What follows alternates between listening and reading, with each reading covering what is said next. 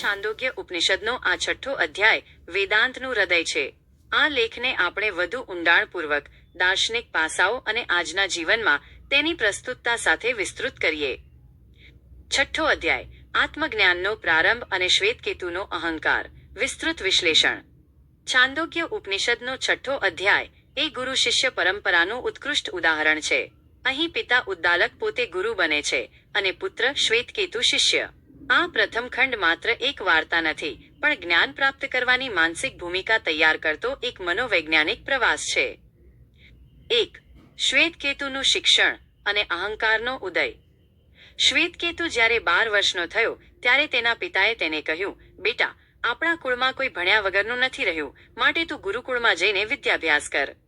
શ્વેતકેતુ 12 વર્ષ સુધી ગુરુકુળમાં રહ્યો અને ચારે વેદો, વ્યાકરણ અને શાસ્ત્રોનું ઊંડું અધ્યયન કર્યું.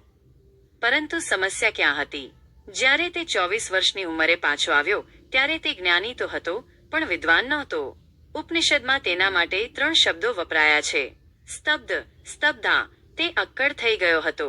વિનમ્રતા, જે જ્ઞાનનું ઘરેણું છે, તેનો અભાવ હતો. મહામના, મહામના, તે મનમાં પોતાને બીજાથી શ્રેષ્ઠ માનવા લાગ્યો હતો. અનુચાનમાની, અનુચનામાની, તેને એવો ગર્વ હતો કે મેં બધું જ ભણી લીધું છે, હવે મને કોઈ હરાવી શકે તેમ નથી. પિતા ઉદ્દાલકે જોયું કે પુત્રનું મગજ તો ભરાયું છે, પણ હૃદય ખાલી છે. જો જ્ઞાન અભિમાન વધારે તો તે જ્ઞાન નથી, પણ બોજ છે. 2. તે અજોડ પ્રશ્ન, જેનાથી બધું જ જાણી શકાય. પિતાએ પુત્રની પરીક્ષા લેવા અને તેનું અભિમાન ઓગાળવા માટે એક અત્યંત ગૂઢ પ્રશ્ન પૂછ્યો. બેટા શ્વેતકેતુ, તું આટલો ગર્વિત થઈને આવ્યો છે, તો શું તે તારા ગુરુને તે આદેશ વિશે પૂછ્યું છે, જેના જ્ઞાનથી 1. અશ્રુતમ શ્રુતમ ભવતી, જે કદી સાંભળ્યું નથી તે સંભળાઈ જાય છે. 2. અમતમ મત ભવતી, જેના વિશે કદી મનન વિચાર નથી કર્યું તે સમજાઈ જાય છે. 3. અવિજ્ઞાતમ વિજ્ઞાતમ ભવતી, જે કદી જાણ્યું નથી તે જાણવામાં આવી જાય છે. આ પ્રશ્ન સાંભળી શ્વેતકેતુ સ્તબ્ધ થઈ ગયો. તેણે તર્ક કર્યો કે એવું કેવી રીતે શક્ય છે કે એક વસ્તુને જાણવાથી બધું જ જાણી શકાય? મેં હજારો મંત્રો શીખ્યા, પણ આવું કોઈ તત્વ તો મને ભણાવવામાં આવ્યું નથી. આ મૂંઝવણ શ્વેતકેતુના અહંકારના પતનનો પ્રથમ તબક્કો હતો. 3. કાર્ય-કારણ સંબંધ. સૃષ્ટિનું વિજ્ઞાન. પુત્રની જિજ્ઞાસા સંતોષવા પિતા ઉદ્દાલકે કારણ, કોઝ અને કાર્ય, ઇફેક્ટનો સિદ્ધાંત 3 વિખ્યાત દ્રષ્ટાંતો દ્વારા સમજાવ્યો. 1. મૃત્તિકા, માટીનું દ્રષ્ટાંત.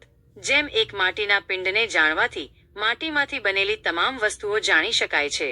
સત્ય, તમે માટીનો ઘડો લો, કોડિયું લો કે ઈંટ લો, તે બધામાં માટી તો છે જ. જો તમે માટીના ગુણો, ઠંડક, બંધારણને જાણી લો તો ઘડો કેવો હશે તે તમારે અલગથી શીખવાની જરૂર નથી. નિષ્કર્ષ, બાકી બધું તો માત્ર રૂપ અને નામ છે, મૂળ તત્વ તો માટી જ છે. 2. નખની કૃંતન, લોખંડ સુવર્ણનું દ્રષ્ટાંત. જેમ એક સોનાના મણકાને જાણવાથી સોનાના તમામ અલંકારો જાણી શકાય છે. વીંટી, હાર અને બંગડીમાં માત્ર આકારનો ફેર છે, પણ સોની ઝવેરી માત્ર સોનું જુએ છે. તેની નજરમાં હાર તૂટે કે વીંટી ઓગળે, સોનું તો સોનું જ રહે છે. 3.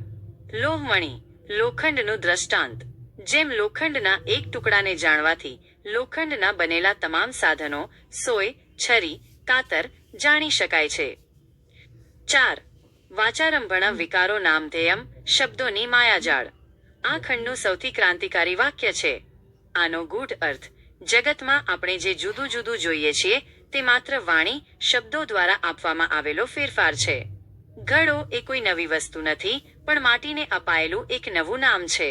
જો તમે માટીમાંથી ઘડો બનાવો તો શું માટીનું વજન વધી જાય છે? ના. શું માટીનો સ્વભાવ બદલાય છે? ના. માત્ર વ્યવહાર ચલાવવા માટે આપણે તેને ઘડો કહીએ છીએ. સત્ય તો એ છે કે તે માટી જ છે. આધ્યાત્મિક દ્રષ્ટિએ આખું જગત પરમાત્મા અથવા સત તત્વનું બનેલું છે. પદાર્થોના નામ અને આકારો બદલાયા કરે છે, જન્મ મૃત્યુ, પણ જે તત્વ છે તે સનાતન અને અપરિવર્તનશીલ છે. 5. શ્વેતકેતુનું રૂપાંતરણ અને શરણાગતિ. પિતાના આ તર્કબદ્ધ જ્ઞાનથી શ્વેતકેતુને ભાન થયું કે તેનું પુસ્તકીયું જ્ઞાન તો માત્ર સપાટી પરનું હતું. તે કાર્યો, ઇફેક્ટ્સને જાણતો હતો, પણ કારણ, ધ સોર્સથી અજાણ હતો. તેણે અત્યંત નમ્રતાથી પિતાને કહ્યું, પિતાજી, ચોક્કસ મારા ગુરુઓ આ રહસ્ય જાણતા નહીં હોય, કારણ કે જો તેઓ જાણતા હોત તો મારા જેવા જિજ્ઞાસુ શિષ્યને કેમ ન કહેત. માટે હે પિતાજી, કૃપા કરીને તમે જ મને તે જ્ઞાન આપો. અહીં શ્વેતકેતુનો જ્ઞાતા હોવાનો ગર્વ નાશ પામ્યો અને સાચા શિષ્યનો જન્મ થયો. આ ઘટના આપણને શીખવે છે કે જ્યાં સુધી પાત્ર મન ખાલી ન થાય ત્યાં સુધી તેમાં અમૃત ભરી શકાતું નથી. 6. આજના સમયમાં આ ખંડની પ્રસ્તુતતા. 1. માહિતી વિરુદ્ધ સમજ. આજનો યુગ ઇન્ટરનેટ અને માહિતીનો છે. આપણી પાસે શ્વેતકેતુ જેવી હજારો માહિતી છે, પણ શું આપણી પાસે તે કેન્દ્ર ધ કોરનું જ્ઞાન છે જે શાંતિ આપે? 2.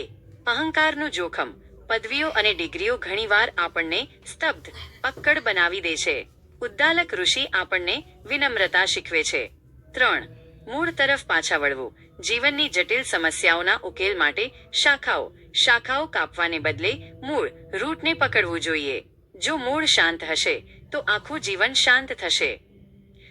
સારાંશ કોષ્ટક. Extended analysis. વિગત વર્ણન. મુખ્ય પાત્રો: ઉદ્દાલક પિતા ગુરુ અને શ્વેતકેતુ પુત્ર શિષ્ય. સમયગાળો: 12 વર્ષનો અભ્યાસ અને 24 વર્ષની ઉંમરે પરત. પિતાનો ઉદ્દેશ્ય: પુત્રના અહંકારને તોડી તેને મૂળ સત્ય સાથે જોડવો. કેન્દ્રીય સિદ્ધાંત: એકને જાણવાથી સર્વનું જ્ઞાન. The principal of વનનેસ. સંદેશ: નામ અને રૂપ મિથ્યા છે, તત્વ જ સત્ય છે.